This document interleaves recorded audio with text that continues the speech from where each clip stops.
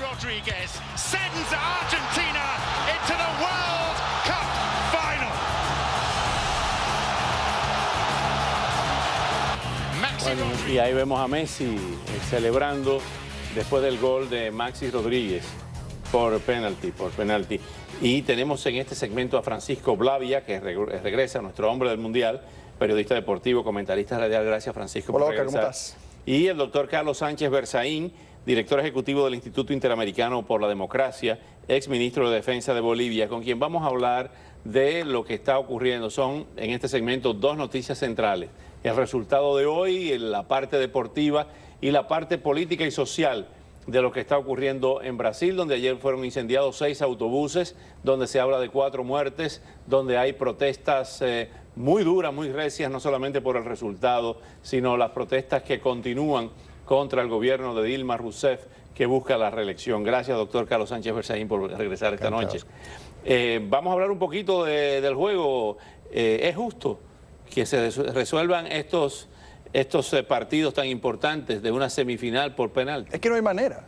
Imagínate lo que representa correr 120 minutos y que tengas que seguir haciéndolo. No es posible. ¿Cómo no es posible que sigan haciéndolo hasta que metan un gol? No, imagínate. Es que pueden pasar 3 horas y ninguno de los dos equipos, por lo menos el partido de hoy, donde hubo un respeto, donde vimos un planteamiento táctico realmente firme por parte de ambas escuadras, tú dices, o sea, hay algunas cifras que de alguna manera reflejan esto. Por ejemplo, Leo Messi por primera vez en un mundial, 12 partidos acumulados en 3 ediciones, 2006, 2010 y 2014, por primera vez no tuvo ningún contacto con la pelota en el área grande rival. Entonces, cuando Messi no aparece, las posibilidades del equipo argentino evidentemente se limitan. Mientras que por el lado de Holanda, hoy Javier Mascherano, bueno, tuvo un trabajo formidable sobre Arjen Robben, el jugador que marca el desequilibrio, y Robin van Persie, que fue dudado hasta el último momento, Oscar, por un virus estomacal, evidenció que no está al máximo. Entonces, cuando Robben no aparece, cuando Van Persie no es el delantero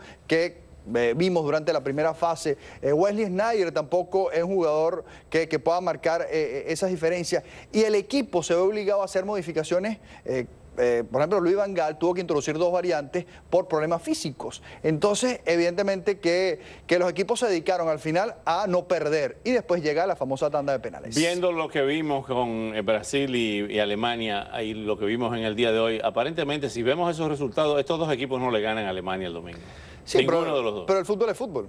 La pelota es redonda y cualquier cosa puede pasar. Eso sí, hoy el equipo se pareció más a Mascherano que a Messi para derrotar a esta Alemania, que además tiene un día más de descanso, que ayer utilizó el segundo tiempo para regular, o sea que mientras su rival de turno tuvo que jugar 120 minutos y después la famosa tanda de penales. Ellos, mientras están en su búnker, recuerden que ellos se construyeron un búnker de $40 millones, no quisieron quedarse en hotel, están relajados viendo el partido, esperando lo que hará su potencial adversario, y entonces ahora lo van a recibir el próximo domingo en el Maracaná. 40 millones. 40 millones la federación pagó. La Federación de Alemania. De Alemania, sí, es un gasto que ellos decían, es un complejo completo, parece un resort, parece la Romana. En Río. Sí, y entonces es la oportunidad. No, si es en las romanas, pues si es como las romanas se ponen a beber y no juegan. No, pero digo que conoce muy bien la zona. Pero al final del día es un poco las ventajas que le da el calendario a la selección alemana. Si nos vamos a lo deportivo, ayer fueron los verdaderos Panzers, esos 6 minutos, los peores quizás en la historia del fútbol brasileño, 4 goles, increíble.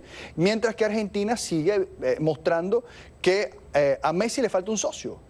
Y hoy vimos como Mascherano y Biglia estaban concentrados. Di María hace falta. Di María no está, Enzo Pérez no es la respuesta, después ingresa Maxi Rodríguez, vimos a los delanteros que no están bien, el Kun Agüero no está bien, Higuaín ha tenido altas y bajas, Ezequiel Avezzi no está bien, Rodrigo Palacio no está bien. Entonces ¿qué quiere decir ayuda eso a Messi? que gana Alemania?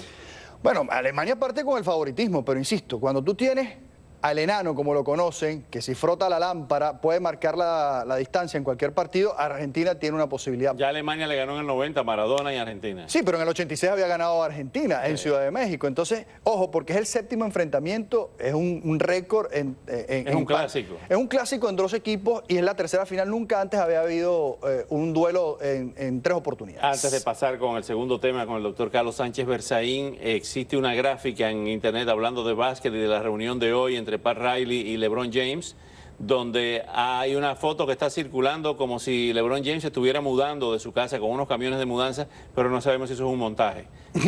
Tú sabes que el Twitter es el territorio de lo posible.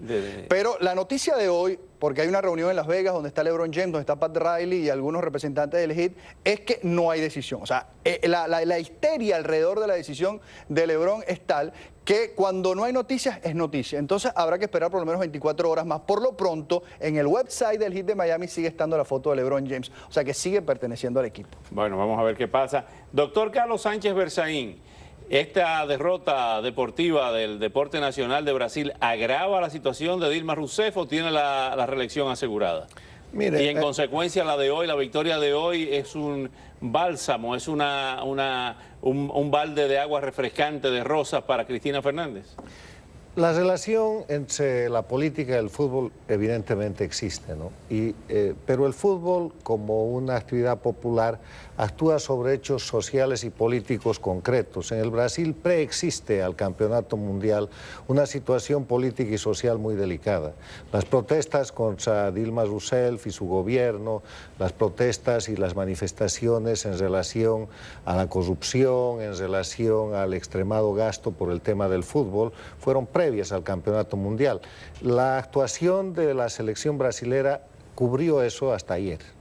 Y ayer, con ese fiasco, con ese trauma que estamos viendo las imágenes de los incendios de los autobuses. El fútbol brasilero, entonces reaparece el problema real. Y hay que ver hasta dónde va ese problema real y si le puede costar la reelección a Dilma Rousseff. En medio de la panacea que eran los triunfos de la selección brasilera, incluso salió Lula a decir que había un momento para la protesta, había un momento para el fútbol. Y como si quisieran decirles, es mejor de callado, estás mejor, viene lo que sobrevino ayer y ahora viene el momento de la política. Pero ha habido unas denuncias terribles sobre sobreprecios y sobre corrupción con esos estadios. Estamos hablando de 14.000 millones de dólares en un país que tiene todavía graves problemas de pobreza. Sin duda que ahora todo eso se va a tener que transparentar en un momento de un proceso electoral. Tenemos elecciones en octubre, en un momento en que Dilma Rousseff en pleno campeonato mundial lanza su candidatura y hace su proclamación presidencial aprovechando el momento político que ahora se le ha caído. Yo creo que el momento para la candidata Rousseff es muy crítico y sobre todo para ese sector populista de izquierda que no ha podido resolver ni el tema de la pobreza ni el tema de la corrupción y que ha incurrido en situaciones mucho más graves que las que criticó a los gobiernos anteriores. Por otra parte está Argentina con la decisión de un juez aquí en los Estados Unidos donde Cristina Fernández ha querido sacarle provecho político, anteponiéndolo como una decisión de los Estados Unidos para arrinconar a Argentina. Y por otra parte tenemos el caso del mismo vicepresidente Boudou, a quien ella envió a representarla en el día de hoy, que protestaron muchas personas. En el tema de la Argentina ni el fútbol lo salva. Yo creo que lo que están haciendo en la Argentina es regular el ángulo de caída del gobierno de Cristina para que termine su mandato y el proceso democrático se pueda regenerar. Cristina está técnicamente terminada por las razones que tú expones, pero además de eso porque es un proyecto absolutamente inviable. La popularidad está en el suelo, la corrupción ha consumido ese gobierno y lo que la Argentina ha podido hacer a través de un poder judicial más o menos independiente es defender la democracia y sostener un proyecto que ha de permitir una nueva elección más o menos transparente y un nuevo gobierno. Cristina está terminada, con Argentina jugando bien o mal al fútbol, eso está... ¿Y se termina con Argentina el proyecto de Evo Morales en Bolivia o no? No, porque la Argentina, el proyecto de Evo Morales depende de Castro, como depende el proyecto de Correa en el Ecuador, como depende el proyecto de Maduro. Es el castrismo que se ha expandido. Lo que sí puede influir muy gravemente es que Dilma Rousseff pierda el gobierno y pierda a Evo Morales y pierda a Maduro y pierda a Correa el tremendo soporte del Brasil como moderador y como actor económico y político internacional. Vamos a ver el otro Brasil, aquí los memes. Adiós a la reelección por la derrota. O sea que una de las dudas que se presenta hoy en Brasil, el domingo ¿a quién hincharán? ¿Frente al verdugo, que les endosó la peor derrota en la historia, o por su rival histórico como Argentina, Oscar?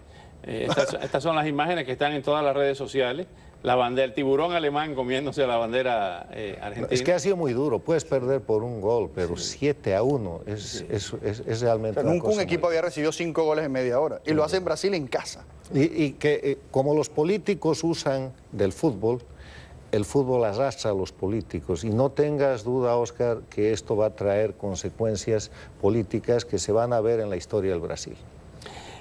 ¿Quién paga esta situación? ¿El gobierno o en realidad toda la sociedad? No, paga el que se quería beneficiar.